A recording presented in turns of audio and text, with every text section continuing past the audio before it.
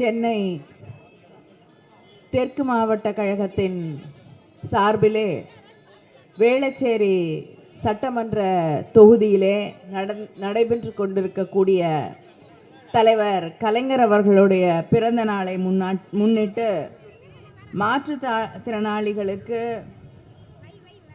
1500 பேருக்கு நலத்திட்ட உதவிகள் வழங்கக்கூடிய இந்த மிகச் சிறப்பான நிகழ்ச்சிக்கு தலைமை ஏற்றிருக்கக்கூடிய வேளச்சேரி கிழக்கு பகுதி கழகத்தின் செயலாளர் துரை கபிலன் அவர்களே, வேளச்சேரி மேற்கு பகுதி கழக செயலாளர் சு சேகர் அவர்களே, இந்த நிகழ்ச்சியை இவ்வளவு சிறப்பாக நடத்தி கொண்டிருக்கக்கூடிய நம்முடைய முதலமைச்சர் அண்ணன் தளபதி அவர்கள் ஓடி ஓடி உழைக்கக்கூடிய மாவட்ட கழக செயலாளர் அமைச்சர் என்று பாராட்டக்கூடிய மாண்புமிகு அமைச்சர் மா சுப்பிரமணியம் அவர்களே, நாடாளுமன்ற உறுப்பினர் தமிழச்சி தங்கபாண்டியன் அவர்களே, மாநில மருத்துவர் அணி செயலாளர் மாநிலங்களவை உறுப்பினர் கனிமொழி சோமு அவர்களே, இந்த நிகழ்ச்சியிலே கலந்து கொண்டு உரையாற்றி அமர்ந்திருக்கக்கூடிய தீபக் அவர்களே, நிகழ்ச்சியில் கலந்து கொண்டிருக்கக்கூடிய ரத்னா லோகேஷ் அவர்களே, டாக்டர் யாழினி அவர்களே, நாம் பேசுவதையெல்லாம் இந்த மேடையிலே காது கேளாதோருக்காக மொழி மாற்றம் செய்து கொண்டிருக்கக்கூடிய ரத்னா அவர்களே,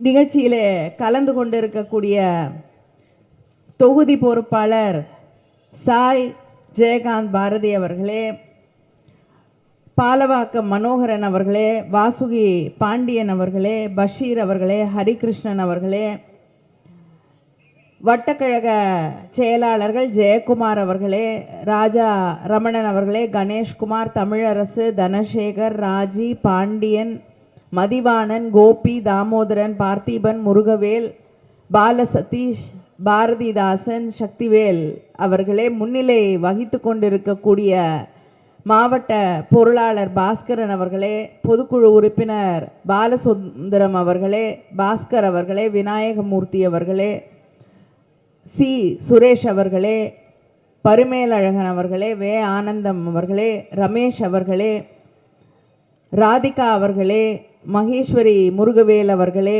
அருணா வேலாயுதம் அவர்களே, எழில்வாணன் அவர்களே, வனஜா அவர்களே, ரவிகிருஷ்ணன் அவர்களே, மைதிலி அவர்களே,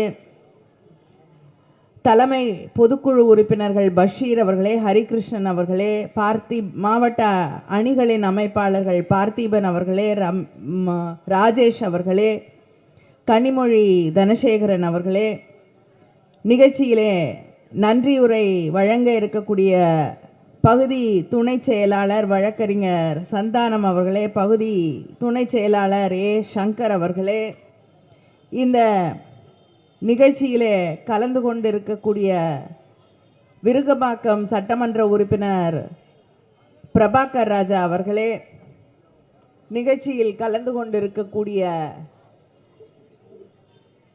திராவிட முன்னேற்ற கழகத்தின் மூத்த முன்னோடிகளே, முன்னணி செயல் வீரர்களே, சகோதரர்களே, சகோதரிகளே, நம்முடைய அன்பு தலைவர் கலைஞரின் உயிரினும் மேலான அன்பு உடன்பிறப்புகளே, உங்கள் அத்தனை பேருக்கும் என்னுடைய வணக்கத்தை, நன்றியை, வாழ்த்துக்களை தெரிவித்துக் கொள்கிறேன். இங்கே நம்முடைய மாவட்ட கழக செயலாளர் அவர்கள் ஒரு மிகச் சிறப்பான நிகழ்ச்சிக்கு என்னை அழைத்திருக்கிறார். அதற்கு அவருக்கு நான் என்னுடைய நன்றியை தெரிவித்துக் கொள்ள விரும்புகிறேன். ஏனென்றால் தலைவர் கலைஞர் அவர்கள் தன் மனதுக்கு நெருக்கமாக யாரை பற்றி அதிகமாக சிந்தித்தாரோ, யாரை அதிகமாக நேசித்தாரோ, அந்த மாற்றுத்திறனாளிகளுக்கான ஒரு நிகழ்ச்சியை இங்கே நடத்தி அவருடைய பிறந்த நாளை கொண்டாடக்கூடிய விதமாக நடத்தி கொண்டிருக்கக்கூடிய சூழலிலே அந்த நிகழ்ச்சிக்கு என்னை அழைத்திருப்பதற்கு நான் அவருக்கு நன்றி கூற கடமைப்பட்டிருக்கிறேன். தீபக் அவர்கள் பேசும்பொழுது குறிப்பிட்டு சொன்னார், தலைவர் கலைஞர் அவர்கள் மாற்றுத்திறனாளிகள் என்று பெயர் வைத்து அழைத்த பொழுது அவருக்கு இருந்த உணர்வு, காலம் காலமாக இந்த சமூகம் நம்மிலிருந்து வேறுபட்டவர்களை, சற்று வித்தியாசமாக இருப்பவர்களை எப்படி ஒதுக்கி வைத்தே பழகி இருக்கக்கூடிய ஒன்றாக இருந்திருக்கிறது என்று நாம் பார்த்திருக்கிறோம்.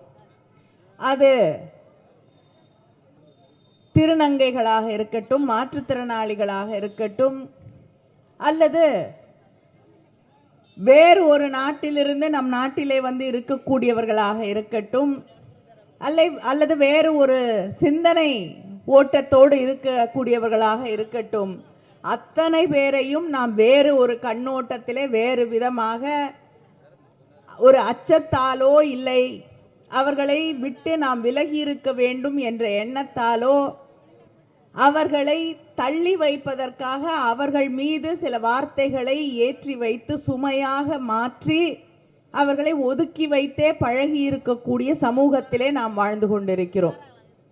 அப்படிப்பட்ட சமூக அமைப்பிலே யாரை இந்த சமூகம் தொடர்ந்து ஒதுக்கி கொண்டே இருந்ததோ அவர்களை அரவணைத்து, என்னை போல உனக்கு ஒரு திறமை இருக்கிறது, எனக்கு ஒரு திறமை இருக்கிறது, உனக்கு ஒரு திறமை இருக்கிறது என்று அவர்களை அரவணைத்து ஆதரித்து மாற்றுத்திறனாளிகள் என்று அழைத்த முதலமைச்சர் நம்முடைய தலைவர் கலைஞர் அவர்கள்.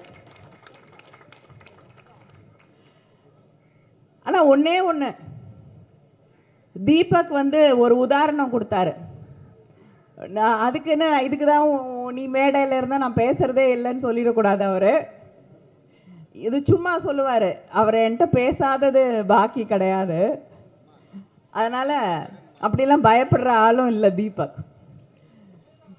ஆனால் ஒரு உதாரணம் கொடுத்தாரு. ஒரிசாவில் போய் நியாயம் காது கேளாதவர் பள்ளிக்கு போய் அங்கே நான் பேசணும்னு நினச்சேன்னா எனக்கு அந்த மொழி தெரியாது. கூட ரத்னாவை கூட்டு போகலன்னா நான் என்ன பேசினாலும் அவங்களுக்கு புரியாது. ஆனால் ஒரிசாவில் போய் இறங்கி எனக்கு ஹிந்தி தெரியணும்னு அவசியம் கிடையாது, ஒரிசா தெரியணும்னு அவசியம் கிடையாது, ஒடிய மொழி தெரியணும்னு அவசியம் கிடையாது. இப்போ நிறைய ஆப் வந்துருச்சு, அதில் தமிழில் பேசினேன்னா அது எந்த மொழியாக இருந்தாலும் மாற்றி கொடுத்துரும். இது வேற யாரோ நம்ம காதில் பூ சுத்துறதுக்காக இட்லி வாங்க முடியாது, சாம்பார் வாங்க முடியாதுன்னு வியாபாரம்லாம் பண்ணி பார்த்துட்டு இப்போ அவங்களுக்கும் கடையை மூடிட்டு போயிட்டாங்க இல்லையா? அதனால அது நமக்கு வேண்டாம். அதனால அந்த காதுல பூ சுத்தின கதையை விட்டுட்டு நம்ம மாற்றுத்திறனாளிகளுடைய உரிமைகள் அதை பற்றி பேசுவோம். அதை பேசும் பொழுது தீபக் சொன்னது போல தலைவர் கலைஞர் அவர்கள் அளவிற்கு அவர்களை உணர்ந்து ஒரு வார்த்தை சொன்னார் இல்லையா? ஒரு ரொம்ப நாளாக வந்து தீபக் எனக்கு சொன்னதுதான், எங்களுக்கு பீச்சுக்கு போகணும், கடற்கரைக்கு போக வேண்டும் என்று ஆசை. ஆனால் போக முடியாது, மண்ணை தாண்டி நீங்கள் அந்த வண்டியை கொண்டு போகிறதுக்கு வாய்ப்பே, அது சிக்கிக்கும், இல்லைன்னா அதில் நடந்து கொண்டு போகிறது, இல்லைன்னா அந்த ஸ்டிக்கை வச்சு நடக்கிறது எல்லாமே மண்ணுக்குள்ளே அமுந்திரும். அதனால் போக முடியாது. தலைவர் கலைஞருடைய பிறந்த நாளுக்கு அவருக்கு ரொம்ப பிடித்த, மனதுக்கு பிடித்த இவர்களுக்காக எதையாவது ஒன்று செய்யணும் அப்படிங்கிறதுக்காக விஜிபி அருகிலே இருந்த ஒரு இடத்துல அங்கே அந்த பேவர்ஸ் பிளாக் போட்டு நான் எல்லாரும் பீச்சுக்கு போனோம். போயிட்டு அங்கே முதல் முறையாக அந்த கடலிலே கால் நனைத்த அந்த அவர்கள் கால் நனைத்த அந்த நேரத்தை பக்கத்தில் இருந்து பார்க்கக்கூடிய வாய்ப்பு எனக்கு கிடைத்தது. நேரா அங்கிருந்து அறிவாலயத்திற்கு தலைவர் கலைஞர் அவர்களை பார்க்க வருகிறோம். வந்த பொழுது அங்கே தலைவர் கலைஞர் அவர்கள் சொன்ன வார்த்தை தான், நானும் உங்களில், ஏன்னா தலைவர் கலைஞர் அவர்கள் சக்கர நாற்காலியிலே இருந்த காலகட்டம் அது. நானும் உங்களைப் போல் ஒருவன், என்னால் உங்களை உணர முடிகிறது என்று தலைவர் கலைஞர் அவர்கள் மனதார சொன்ன வார்த்தை அந்த வார்த்தை. ஆனால் இது அப்பொழுது மட்டும் அவர் மனதிலே உதித்த எண்ணம் இல்லை. ஒவ்வொரு முறையும் தன்னுடைய வாழ்க்கையிலே தலைவர் கலைஞர் அவர்கள், ஒரு ஆக்சிடென்ட் நடக்குது அவருக்கு, அதில் அவருடைய பார்வை பாதிக்கப்படக்கூடிய அளவிற்கு, அந்த ஆக்சிடென்ட்ல அவருக்கு கண் சிகிச்சை செய்ய வேண்டிய அளவிற்கு அவர் பாதிக்கப்படுகிறார். அதற்கு பிறகு அந்த கண்ணு சரியாக படிக்கக்கூடாதுங்கிறாங்க, சரியாகலை. அவர் தொடர்ந்து எழுதுகிறார், படிக்கிறார். அதனால் வெளிநாட்டுக்கு போய் சிகிச்சை செய்ய வேண்டிய அளவுக்கு அவர் கண் பார்வை பாதிக்கப்படுகிறது. அதற்கு பிறகு தலைவர் சிந்திக்கிறார், எனக்கு கண் பார்வை பாதிக்கப்பட்டிருக்கிறது, என்னால் சிகிச்சை செய்து கொள்ள முடிகிறது.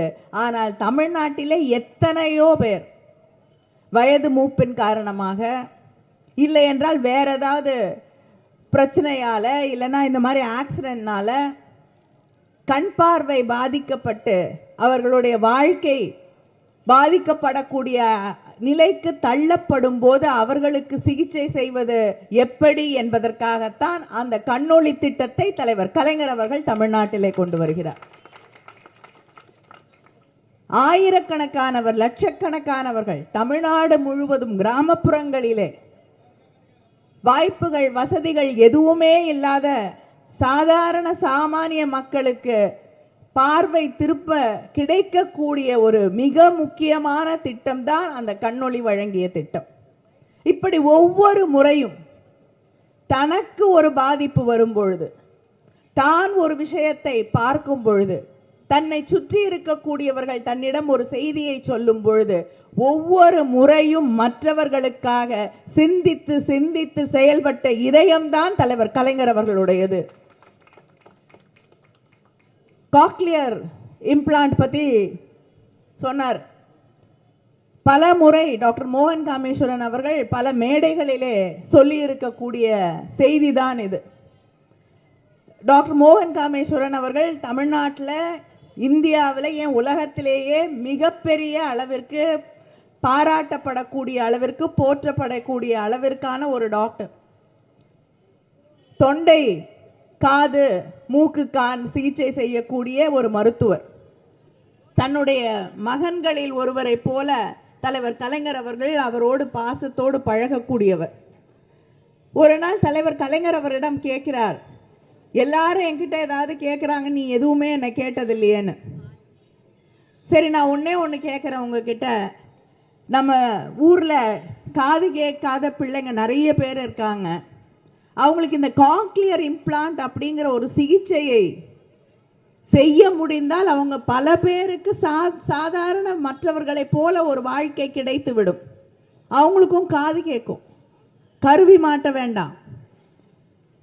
அதை செய்தால், ஆனால் செய்ய முடியாததற்கு காரணம் அதுக்கு மிகப்பெரிய அளவிற்கு செலவாகும் அப்படின்னு சொன்ன பொழுது, எவ்வளவுன்னு கூட கேட்காம நிச்சயமாக செய்யலாம், அவங்களுடைய வாழ்க்கையை அது மாற்றும் என்றால் அதை செய்வோம் என்று சொல்லி ஆயிரக்கணக்கான குழந்தைகளுக்கு காது கேட்கக்கூடிய வாய்ப்பை, படிக்கக்கூடிய வாய்ப்பை, பள்ளிக்கு கல்லூரிக்கு போய் சாதிக்கக்கூடிய வாய்ப்பை உருவாக்கி தந்த தலைவர் கலைஞர் அவர்கள். இன்று என்னுடைய அருகிலே அமைச்சர் உட்கார்ந்து கொண்டு சொன்னார், இப்பொழுது நம்முடைய அண்ணன் தளபதி அவர்களுடைய ஆட்சியிலே இன்னைக்கு அதுக்கு எந்தவித கட்டணமும் இல்லாமல் இன்று அந்த சிகிச்சை செய்யப்படுகிறது என்று அடுத்த கட்டத்திற்கு அதை நம்முடைய முதலமைச்சர் அண்ணன் தளபதி அவர்கள் எடுத்து சென்றிருக்கிறார்கள். இப்படி இந்த சமூகத்தின் பார்வையிலே யார் யாருக்கெல்லாம் அதிகமாக கவனம் இல்லாமல் இருந்ததோ, யார் யாரெல்லாம் இந்த சமூகத்தின் விளிம்புக்கு தள்ளப்பட்டிருந்தார்களோ, யாருக்கெல்லாம் கவனிப்பு இல்லை என்ற ஒரு நிலை இருந்ததோ அவர்களை பற்றியெல்லாம் தன் வாழ்நாள் முழுவதும் கவலைப்பட்ட தலைவர் தான் தலைவர் கலைஞர் அவர்கள். வேற யாராவது? இது வாக்குகளுக்கான ஒன்று இல்லை. ஏன்னா மாற்றுத்திறனாளிகளுடைய வாக்கு எண்ணிக்கையை எடுத்துக்கொண்டோம் என்றால் அது ஒரு தேர்தலை தலைகீழாக திருப்பிவிடக்கூடிய அளவிற்கான எண்ணிக்கையில் அவர்கள் இல்லை. அதே போல நம்முடைய திருநங்கைகளை எடுத்துக்கொண்டால் அது ஒரு தேர்தலை தலைகீழாக திருப்பக்கூடிய அளவிற்கானவர்கள் அவர்கள் இல்லை. தொழுநோயாளிகளை எடுத்துக்கொண்டோம் என்றால் ஒரு தேர்தலை மாற்றிவிடக்கூடிய அளவிற்கான எண்ணிக்கையில் அவர்கள் இல்லை. ஆனால் இவர்களை பற்றியெல்லாம் கவலைப்பட்ட ஒரு தலைவர் இருந்தார் என்றால் அது தலைவர் கலைஞர் அவர்கள்தான். ஒரு முறை பரனூரிலே தொழுநோயால் பாதிக்கப்பட்டவர்களுக்கான அந்த இல்லத்திற்கு, அங்கே அவர்களுக்கான பாதுகாப்பிற்காக உருவாக்கப்பட்ட அந்த இடத்திற்கு, சிகிச்சைக்கான உருவாக்கப்பட்ட அந்த இடத்திற்கு சென்ற பொழுது அங்கே இருந்த இப்பொழுது கிட்டத்தட்ட அந்த நோயே இல்லாத அளவுக்கு முதல்லயே பார்த்து சிகிச்சை செய்யக்கூடிய அளவிற்கு வசதிகள் வந்துவிட்டது. ஆனால் ஒரு காலகட்டத்தில் அவங்கள மிகப்பெரிய அளவுக்கு பாதிக்கப்பட்டு அவங்க வீட்டில் கூட வாழ முடியாது. அப்படிப்பட்ட ஒரு சூழல் இருந்த காலகட்டத்திலே அவர்களுக்காக உருவாக்கப்பட்ட இடம்தான் அந்த பரனூர். அங்கே இருந்த ஒருவர் என்னிடம் சொன்னார், உங்க அப்பா மட்டும் இல்லைன்னா நான் இன்னைக்கு உயிரோடையே இருந்திருக்க மாட்டேன். என்னை வீட்டை விட்டு துரத்தி விட்டார்கள். எனக்கு வாழுவதற்கு இடம் இல்லாமல் தவித்தேன். நான் மானத்தோடு மரியாதையோடு உணவோடு இங்கே உடையோடு இந்த சமூகத்திலே மரியாதையோடு வாழக்கூடிய வாய்ப்பை உருவாக்கி தந்தது தலைவர் கலைஞர் அவர்கள் என்று. இப்படி யாரை பற்றியெல்லாம் இந்த சமூகம் கவலைப்படாமல் அவர்களை எல்லாம் தூர வீச வேண்டும் என்று திட்டம் போட்டு வைத்திருந்ததோ அவர்களையெல்லாம் அரவணைத்து இந்த சமூகத்திலே அவர்களும் உரிமை உள்ளவர்கள் என்ற ஒரு இடத்தை உருவாக்கி காட்டியதுதான் அதான் உண்மையான சோஷியல் ஜஸ்டிஸ். ஜாதி மதம் என்பதையெல்லாம் கடந்து அதை மட்டும் பேசுவது என்பது சமூக நீதி இல்லை. எல்லாருக்குமான, இன்னைக்கு நம்முடைய முதலமைச்சர் சொல்கிறார் இல்லையா, எல்லாருக்குமான ஒரு ஆட்சியை உருவாக்கி காட்ட வேண்டும் என்று. எல்லாருக்குமான ஆட்சியை, எல்லாரும் உள்ளடக்கப்பட்ட ஒரு ஆட்சியை நாங்கள் நடத்துகிறோம் என்று அந்த ஆட்சியை நடத்தி காட்டிய அதற்கு வித்திட்ட தலைவர் கலைஞர் அவர்கள். அந்த ஆட்சியின் நீட்சியாகத்தான் இன்று நம்முடைய அண்ணன் தளபதி அவர்கள் கிட்டத்தட்ட 600 கோடி மாற்றுத்திறனாளிகளுக்காக வழங்கப்பட்ட நிதி இருந்ததை இன்று 2 மடங்காக்கி அதை 1400 கோடிக்கு மேல் என்று மாற்றுத்திறனாளிகளுக்கான துறைக்கு மட்டும் வழங்கி கொண்டிருக்கக்கூடிய முதலமைச்சர் தான் நம்முடைய அண்ணன் தளபதி அவர்கள். எல்லாத்த விட முக்கியம், இன்னைக்கு அவங்க தந்திருக்கக்கூடிய, எனக்கு நல்லா ஞாபகம் இருக்கு, மாவட்ட கழக செயலாளர் பேசும்பொழுது குறிப்பிட்டு சொன்னாரே, ஒரு தேர்தலிலே நிற்க முடியாமல் மறுக்கப்பட்ட ஒரு சூழலிலே நம்முடைய முதலமைச்சர் அண்ணன் தளபதி அவர்கள் அந்த போராட்டத்திற்கு நாங்கள் ஆதரவாக இருக்கிறோம் என்று அந்த போராட்டத்தை நினைவிலே வைத்துக்கொண்டு தான் ஆட்சி பொறுப்பிற்கு வந்தவுடன் யாரும் கோரிக்கை வைக்காமல் இன்று அந்த மாற்றுத்திறனாளிகளுக்கு from charity to rights என்று அடிக்கடி அவர்கள் சொல்லுவார்கள். நீங்க கொடுத்து அவங்க வாங்குற இடத்துல இருக்கிறது சமூக நீதி இல்லை. அவர்களுடைய உரிமைகளை பற்றி அவர்களுக்கு பேசக்கூடிய வாய்ப்பை, அந்த உரிமைகளை நிறைவேற்றக்கூடிய வாய்ப்பை உருவாக்கி தருவதுதான் சமூக நீதி. அதை செய்து காட்டி இருக்கக்கூடிய தலைவர் நம்முடைய அண்ணன் தளபதி அவர்கள். இன்னைக்கு அவங்களுடைய உரிமைகளே இல்லை. பேசும்பொழுது குறிப்பிட்டார்களே, கிட்டத்தட்ட 14,000 பேருக்கு உள்ளாட்சி அமைப்புகளில் அவங்களுக்கு இடம் அளிக்கப்படும், அவர்கள் நிர்வாகத்திலே வந்து பொறுப்புகளிலே அமர்வார்கள் என்று. அவங்களுக்கான உரிமைகளுக்காக மட்டும் இல்லை, நம்முடைய உரிமைகளுக்காகவும் சேர்த்து போராடக்கூடிய இடத்தை அவர்களுக்காக உருவாக்கி தந்திருக்கக்கூடிய ஆட்சி திராவிட முன்னேற்ற கழக ஆட்சி. அந்த பெருமை நமக்கு இருக்கிறது. தலை நிமிர்ந்து பேசுகிறோம். எல்லாருக்குமான உரிமை, தமிழ்நாட்டில் இருக்கக்கூடிய தமிழ்நாட்டு மக்களுக்கு வர வேண்டிய நிதி, தமிழ்நாட்டு பிள்ளைகளுக்கு எதிர்காலத்திலே தங்களுடைய மொழியை பேசுவதற்கு, தங்களுடைய விருப்பப்படி படிப்பதற்கு, தாங்கள் தேர்ந்தெடுக்கக்கூடிய வேலை வாய்ப்புகளை நாடி செல்லுவதற்கு, தமிழ்நாட்டிலே இருக்கக்கூடிய மக்கள் தங்களுடைய உரிமைகளோடு வாழுவதற்கு, தான் நினைக்கக்கூடிய மதத்தை, நம்பிக்கையை அவர்கள் வைத்திருப்பதற்கு என்ற அத்தனைக்கான உரிமை குரலாக இருப்பது திராவிட முன்னேற்ற கழக ஆட்சி என்பதை நாம் மறந்துவிடக்கூடாது. ஆனால் இது அத்தனையும் மறுத்தளித்து கொண்டிருக்கக்கூடிய ஆட்சி டெல்லியிலே நடைபெற்று கொண்டிருக்கக்கூடிய பாஜக ஆட்சி.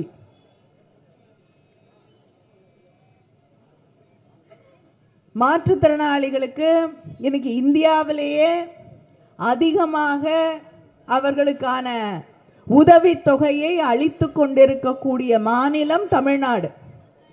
ஆனா அந்த தமிழ்நாட்டில் இன்னைக்கு அவங்க கொடுக்கக்கூடிய அந்த தொகை, அதுல ஒரு 10ல் ஒரு பகுதி கூட ஒன்றிய அரசாங்கம் வழங்குவது இல்லை என்பதுதான் உண்மை.